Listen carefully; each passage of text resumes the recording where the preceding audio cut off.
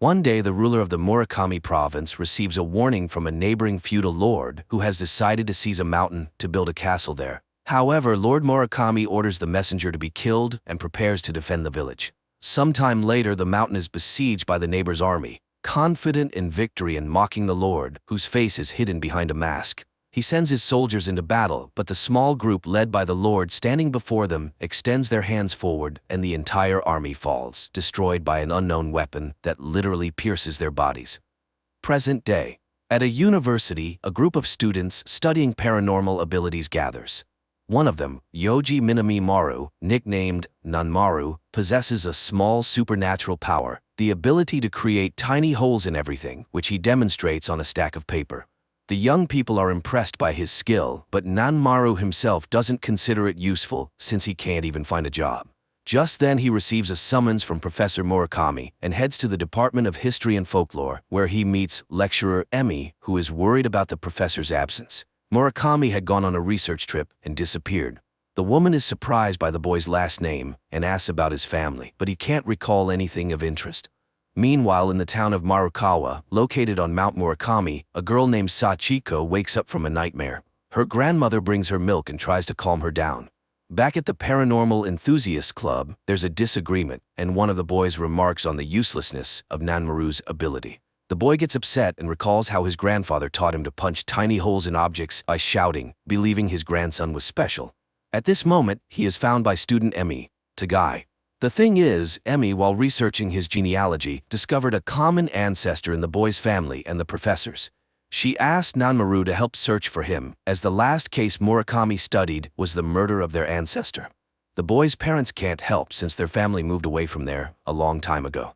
In the morning, they show him a model of the village made by Tagai, and Emi tells an ancient legend in which Nanmaru's ancestor betrayed Lord Murakami, leading to his death in battle. However, the professor found a written account that during the battle, all the enemies perished, with only one person on Murakami's side. And 10 days later, a festival took place on this spot, which would be very strange if the residents had betrayed and killed their lord. Tagai draws everyone's attention to the shape of the mountains around the village, as if they were artificially created. But who could have done such a thing back then? Later, Nanmaru demonstrates his ability to his new friends, which greatly impresses them. Meanwhile, in the town of Marukawa, an official notices a strange black circle on a window pane. He reaches out, and his hand seems to be cut off, and then the man's head splits, as if struck by a spherical object. At the university, Emi asks Nanmaru to show his ability, and tells him that the professor also learned to punch holes in objects before he disappeared. However, they were much larger. At this point, the boy suggests that the ability might have come from their common ancestor. At that moment, everyone hears the news about the murder of the official in Marukawa. Nanmaru suggests they search for the professor themselves. The action returns to medieval times. Lord Murakami vows not to let anyone invade his lands. His fingers begin to extend, and strange round marks appear on his wrists. Present day. The students, along with Emi, arrive in Marukawa and begin searching for the professor, but no one has seen him. However, the young people find armor with round holes in the local museum, and on the local lord's banner, they notice the image of a magpie, a human hand, and a circle, the meaning of which no one knows. They discover that after Minami Maru's death, his lord gave his youngest son to his family so the lineage would not die out. So Nanmaru is a descendant of the lord himself. They question people on the street, but no one has seen the professor. Soon the students find the building where the murder occurred and for the first time wonder if Nanmaru's ability could punch through window glass. At a cafe, the group learns about the upcoming Tanabata festival. The men sitting at a nearby table suddenly mention that the professor's presence will make the festival unforgettable and lead to the lord's revival. Tagai asks questions, but the men pretend to know nothing about the professor. Then they hear Nanmaru's name and become excited. Later, the friends joke about how the locals consider Nanmaru to be the lord and practically worship him. Emi reminds them that Tanabata is Japan's Day of Lovers, celebrated on July 7th. On this night, the stars Vega in the constellation Lyra and Altair in the constellation Aquila, separated by the Milky Way, come closest, and the magpie lays a bridge between them. But what do these facts reveal? The next day, the group goes to the mountain where the festival will take place and finds 7 strangely shaped stones standing in the middle of a clearing. Later, Sachiko visits Nanmaru, wanting to see the boy's abilities. He punches a can, but it seems that the girl expected something different. In the evening, Emi suggests returning to Tokyo because she doesn't trust the locals. Meanwhile, the hotel owner makes a phone call, reporting that Nanmaru can make holes in objects. The next day, a young man whom Sachiko calls her brother and clearly fears enters her home, but the grandmother asks him to leave and never return. Nanmaru meanwhile goes to the cafe, and the owner reminds him that this village is his real home. The boy asks Sachiko to explain her comment about the man who can achieve, and she arranges to meet him. In the evening, the girl explains that in the town, two types of people with superpowers are born: achievers and window openers. There are only 5 of the former, including Nanmaru, but the latter are those worthy of becoming priests of Mount Murakami. The boy doesn't understand what's so exciting about this since the hole is so small, but the girl abruptly cuts him off. She just wants to live a normal life. After all, she is a window opener. Meanwhile, Sachiko's brother Takashi is walking among people and encounters some local guys. Emi notices a strange glow over the mountain. She and Tagai head there and see a group of people in white robes, dancing with torches in a clearing, summoning someone. Meanwhile, the guys beat Takashi and, pulling off his hat, see a stone embedded in his forehead. They leave him on the road. Emi and Tagai sneak closer to the dancers and see a masked man performing some kind of ritual. After the people leave, the pair approach the stones and realize there are only 6. It means that each day of the festival, 1 stone will disappear. At this moment, Takashi raises his hands and his attackers lose their legs. Another group of people in white arrives at the mountain. Meanwhile, a newspaper article is published about the outrage of local residents protesting the construction of a golf course on the mountain's peak, as this place is sacred to them. At this time, the people in white capture Emi and Tagai, but she shouts the professor's name, and one of the men uncovers his face. It turns out to be the village head, who led the Tanabata ritual passed down through generations in the Murakami family. They apologize and ask her to describe what she saw. Emi recounts the first group that had already been there. Returning to town, she asks the students to leave while she stays to find the professor, as she is sure he is alive. In the morning, Nanmaru says goodbye to Sachiko and exchanges emails with her. Later, Emi sees the students off just as Takashi arrives at the hotel and realizes that the boy has left. Noticing that the hotel owner is making a call, he smashes the phone. He finds out the boy's address in Tokyo and leaves. He later finds Nanmaru at the club and begins teaching him how to use his power. He raises his hands and a sphere grows between his palms, which he calls a sphere beyond reality. It can easily dismember a person or another object. Nanmaru follows his advice and creates his first sphere. Seeing its size, Takashi runs for water and, trying to pour it over the sphere, breaks the bucket. He then convinces the boy that they are chosen. All of this is witnessed by Nanmaru's classmate, Aki. Later, Nanmaru writes to Sachiko, and she advises him to stay away from her brother. At the cafe in Marakawa, unknown men in black suits arrive, which the owner immediately reports to the town leader. He orders everyone to keep their mouths shut. On the same day, the professor calls Emi, apologizes, and tells her that his window has opened. He assures her that he didn't kill anyone and says goodbye to her. In Tokyo, a meeting takes place with a politician who wants to run for a higher office. While he is speaking to the assembled crowd, a man with a masked face enters the university building and places his long-fingered hands against the wall. Suddenly, a huge black sphere appears on stage, right in front of the politician. The man reaches out to it, and his body is immediately sliced in half. Meanwhile, Emi returns to Tokyo, and Nanmaru demonstrates his new abilities, which frightens his friends. After all, this is how the murder in Marakawa happened. That night, Sachiko visits her grandfather, who has round marks on his arms and a stone grows in his forehead. Meanwhile, the person who ordered the politician's murder, known as the Baron, watches the footage of the event and praises his subordinate for coming up with such a way to dispose of an undesirable person, but the murder in Marakawa was unnecessary. Therefore, he needs someone more obedient. That morning, Takashi comes to Nanmaru again to suggest that he participate in a project to train people in superpowers. A significant number of people attend this paid seminar. Under Takashi's guidance, Nanmaru demonstrates his power by smashing a metal statue. This causes unprecedented excitement among the audience. Nanmaru himself is delighted with the fee he received, unaware that Takashi and his accomplice, host Yokihara, earned hundreds of times more. The guys discuss Nanmaru's foolishness, not noticing that Aki is recording their conversation. That evening, the Baron is informed that one of the achievers lives in Tokyo. Meanwhile, Nanmaru notices a strange growth on his forehead. At the same time, Emi continues studying the professor's papers and suddenly seems to see him. Murakami reminds her that Tanabata was first celebrated on April 29th, and so it has always been, but it's already May now. Emi rushes to check the records and realizes that the dates have changed. In the Western Gregorian calendar they coincide, including the very first, but this calendar was only introduced in 1582, and only in Catholic countries. But how could it have appeared in Morikawa?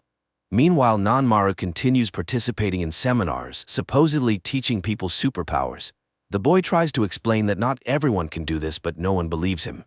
Then Aki lets him listen to the recording she made. Nanmaru refuses to participate in the seminars, explaining that his power is not meant for deceit. Meanwhile, in Morikawa, Sachiko meets a masked man at her mother's grave, whom she calls Lord Yoriyuki Murakami. At the evening gathering, the town leader reports to Sachiko's grandfather about a group of outsiders looking for achievers in their town. He reminds them of the rules: no one should know the village's secret. The next day, Yoriyuki is brought to the Baron.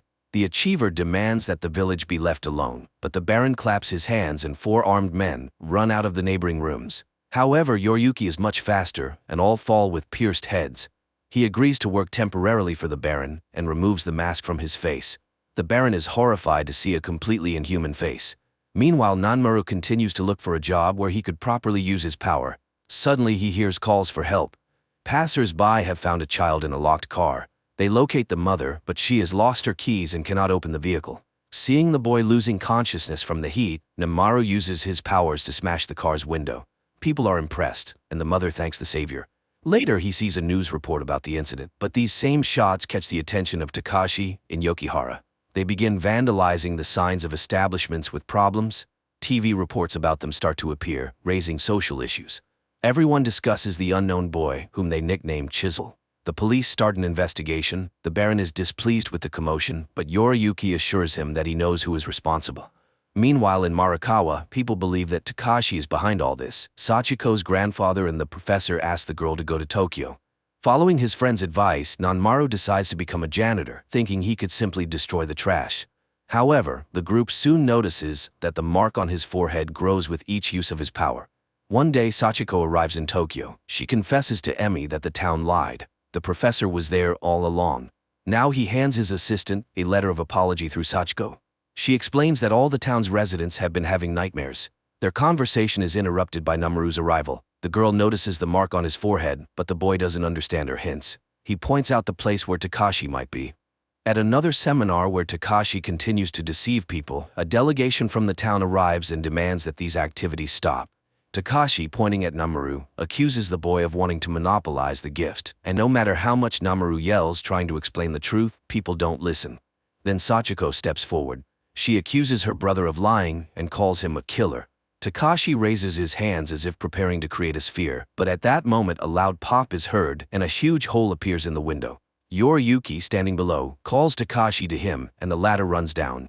He orders Takashi to stop deceiving people, but the seminar attendees don't want that, so Yoriyuki instantly creates a massive sphere and blows off part of the roof. He explains that no one can develop this gift, even after thousands of years of training, and shows his hands. But upon noticing Nanmaru, he suddenly declares that the boy must be erased. Sachiko shields him with her body, and the blow strikes the ground. Later, the townspeople explain to Nanmaru that Yoriyuki Murakami would have been the ruler of the settlement in ancient times. Now he eliminates disobedient telekinetics. That's why he took Takashi away. Uncontrolled power is a threat to the village's existence. Nanmaru doesn't understand. Hasn't anyone ever used the gift for good? But he is abruptly cut off. Later, Sachiko and Nanmaru have dinner together, and he shows her Tokyo at night. Nanmaru receives his first job order for trash removal. That night, Sachiko asks for permission to stay with him. She explains that the village residents fear the dark side of the gift and shows Nanmaru her back, scarred and disfigured. The girl also shows him a family photo that includes Yoriyuki, who once looked like a normal person and loved her mother. However, according to village customs, the girl was married off to another. Her father couldn't accept that his children exhibited a weak power, constantly harassing his son and forcing him to train. Her mother, tired of the constant strife, asked Yoriyuki, who had become the mountain's priest, for help. He began training Takashi, who eventually created his first sphere. The boy started visiting the priest frequently, which didn't please his father. After gaining his gift, Takashi became aggressive and took out his anger on his little sister. When everyone was on the verge of breaking down, Sachiko began having dreams. One day she overheard an argument between her father and Takashi in the garden and caught her brother standing over her father's bloodied body. Takashi insisted he didn't do it, but their mother expelled him from the house. The grandfather and the village residents covered up the incident. One day, her mother went to the mountain, asking the girl to bring Yoriyuki, who had already lost his human form. On the way, she talked about her nightmares, but he confessed that everyone saw them. They reached the mountain, where her mother left this world. Afterward, Yoriyuki left the village, only returning when he learned that a developer wanted to desecrate the mountain. Takashi wouldn't have been able to do it, being too small-minded and self-centered. She's glad that Nanmaru sees the gift in a positive light. Meanwhile, the police start investigating the disappearance of their officers. One detective constantly recalls the incident on stage and meets Aki, who insists that the spatial sphere is no mere trick. Suddenly, Nanmaru suggests to his friends that they shut down the project, believing the gift is too great for mere trash removal. Later, he goes to see Emmy, who tells him that she found a few strange phrases about the solar years in the professor's letter. She compared the facts and realized that the village used a solar, not a Gregorian, calendar. During the festival, the solstice was always present. Thus, the Tanabata festival lasted 3 days before the solstice, 1 day during it, and 3 days after. Nanmaru later takes a job with a cleaning company. Meanwhile, Aki suggests that the detective team up with her to investigate the unexplained incidents. That night, Nanmaru has his first nightmare, where he falls into a void. Suddenly, he hears Sachiko screaming, begging him not to approach the other side. Ahead, he sees an opening door and wakes up. The next day, a car, a boat, and a plane disappear in the city. Aki and the detective track down Yoriyuki, who arrives to meet Takashi and warn him about the danger of opening windows. However, Aki and the detective are caught by the Baron's men. Yoriyuki then demonstrates the disappearance of a prominent politician right at the door of a nearby building. The guards drag in the bound Aki and the detective, but Yoriyuki leaves, not considering them important. Meanwhile, Nanmaru starts work, clearing old items from an office. Suddenly, he realizes that these items were precious to someone and have a history. He runs to the roof where the others are working and asks for permission to leave some things in the building. His co-worker agrees and begins asking Nanmaru about his abilities. At that moment, they see a massive sphere floating above the city. The next moment, it bursts and erases several buildings. It turns out Yoriyuki is doing this a few blocks away. Seeing the explosion, people mistake it for a terrorist attack. Panic ensues. Nanmaru runs with everyone else and suddenly finds himself in a field strewn with the bodies of medieval warriors. But before he can be scared, he returns to his time. Yoriyuki tells Takashi that he will soon put an end to the nightmares. Meanwhile, in the village, Sachiko hears an announcement about the disappearance of 200 people in the destroyed buildings. Her grandmother doesn't believe Yoriyuki did it. After all, he was the protector of the people, but many eyewitnesses saw the massive black sphere and no one else possesses such power. Sachiko asks her mother for help. Nanmaru continues having nightmares, where Sachiko begs him not to approach the windows, or else he will find himself on the other side. The next day, the government declares a quarantine and asks everyone to stay home. Meanwhile, in the village, people discuss the events, not believing that their Yoriyuki could have done such a thing. Meanwhile, the detective regains consciousness and finds that they are in some basement. Sachiko's grandfather contacts Emmy, after which she decides to go to Markawa. Nanmaru finds Takashi in his room. He accuses him of killing people, but Takashi explains that Yoriyuki wants to end the nightmares. He suddenly asks the boy to do him a favor and convey his apologies to Sachiko. Nanmaru admits that his sister doesn't consider him a killer, and that turns out to be the most important thing for him. At the same time, Yoriyuki decides to break off the deal with the Baron and informs his bodyguard. Before leaving, Takashi gives Nanmaru a piece of paper with the address and plan of the place where Aki and the detective are being held. He goes there and arrives just as one of the bodyguards forces the detective to shoot Aki. But then the Baron calls, ordering him to come immediately. Nanmaru distracts the remaining guard by creating a sphere and tries to free the captives. However, there is another guard who points a weapon at him. The detective tries to interfere and the gun falls, wounding the guard. The men struggle and Nanmaru creates a sphere, preparing to send it at the guard. But Aki screams, the boy comes to his senses and he breaks through the wall. He frees the captives and leads them out. Later, he notices that the stone in his forehead has grown and realizes that he almost killed someone recently. Meanwhile, Yoriyuki tells the Baron that he needs to experiment with the sphere's precision and flight range. After he leaves, the Baron realizes the danger of the monster and plans to go to the Prime Minister. But at that moment, the city center is engulfed by a giant sphere and a massive hole in the ground appears where the building stood. The next day, all channels broadcast news of the deaths of people in the newly formed craters. The government urges residents to stay home. However, Nanmaru goes to meet his friends, who are joined by Aki. Namaru recalls Yoriyuki's words about getting rid of the nightmare and promises to go all the way to find out what he meant. Gathering together, the group heads to Marikawa, where they are met by Sachiko and a delegation of locals.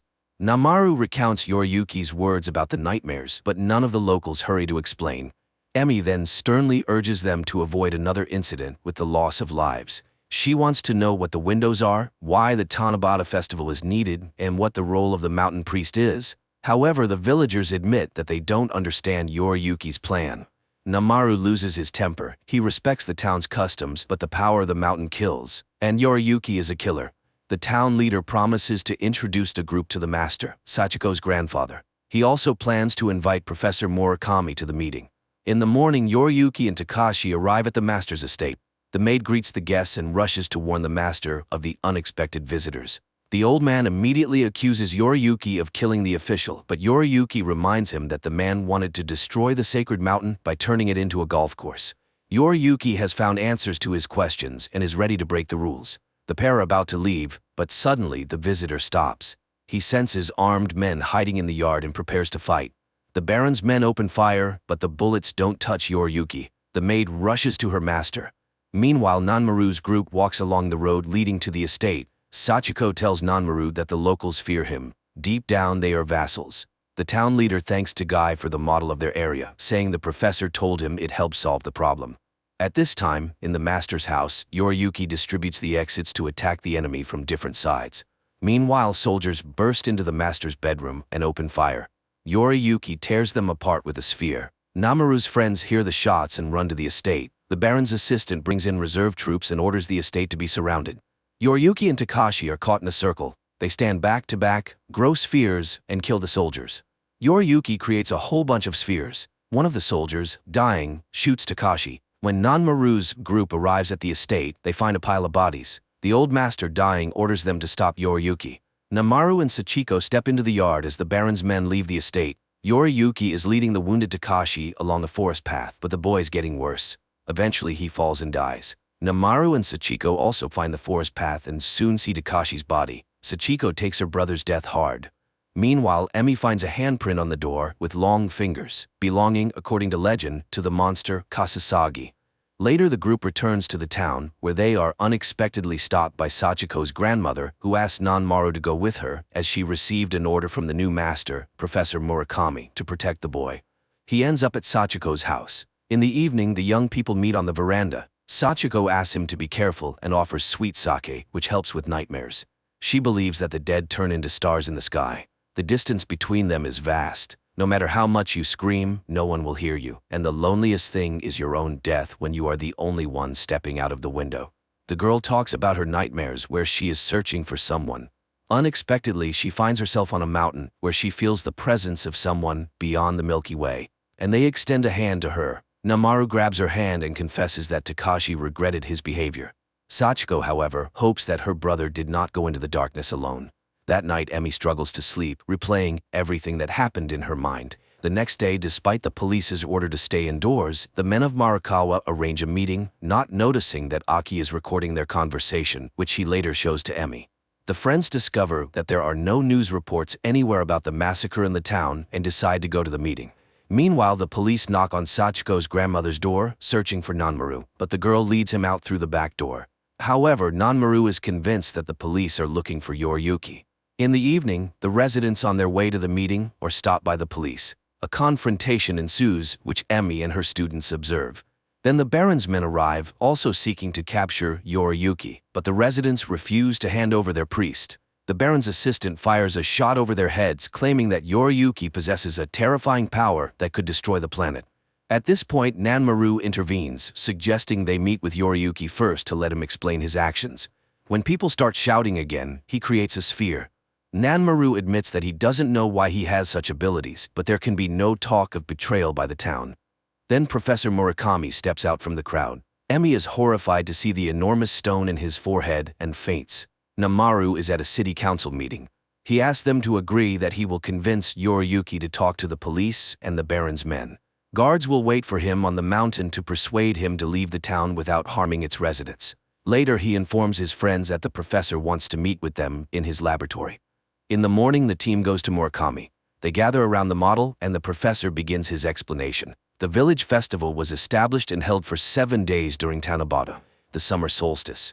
In Chinese history, from which this festival originated, it symbolized a magpie that bridged the Milky Way. It was also on the Lord's flag, but it turns out that magpies didn't exist in Japan at that time, so it must have been something similar. The professor asks Tagai to help him, smears his hand with ink, and asks him to make a handprint. He then shows Yoriyuki's handprint left at the master's estate and aligns them in a specific order. The group immediately recalls the Lord's emblem in the Morikawa Museum. It looks as though a long-fingered hand is passing a sphere to a human hand. The professor asks them to look at the model. Tagai immediately notices that the mountains seem artificial and that Tanabata takes place on the solstice days when a second sunset can be seen. Murakami simulates the sunset during the solstice, and the group is surprised to see 2 hands and a black sphere between them in the mountainous landscape. The professor marvels at the unknown master's creation, an enormous earth sculpture spanning several kilometers. One might consider that it was created by the Kasasagi, who appeared in this area, perhaps from the sky. How would people have reacted to this? After all, according to the peasants' beliefs, the entire land was inhabited by gods, and they couldn't always distinguish between good and evil. The Kasasagi, who became gods to them, began visiting this planet regularly, as mentioned in many tales and legends. And if you look at Mount Murakami, you can see that it resembles a helicopter landing pad, so the festival torches served as guiding lights. The festival itself began as a ceremony to welcome the gods during the summer solstice, but at some point the Kasasagi stopped appearing. Yet for thousands of years people continued to meet them, even though they never came. However, the town became trapped in its beliefs. Invisible chains keep the initiates in one place. Fear and loneliness are what lie beyond the window, and the window openers have to wait for the Kasasagi. The professor and Sachiko are among those the visitors learned to reach thousands of years ago, using their minds. The large flag on the mountain most likely symbolizes loyalty and a reminder that one should not leave this earth. For this, fear is instilled in the window openers. That's why the locals have protected this mountain for every era. It's hard to believe, but it's unknown whether the Kasasagi will ever return. They may have died long ago. The next morning, the guards on the mountain come out for breakfast, and later Emi and her students arrive. The professor is concerned about their well-being and suggests they all go to the city, but Nanmaru refuses. He feels obligated to be the first to meet Yoriyuki. Murakami supports his decision as the townspeople need protection.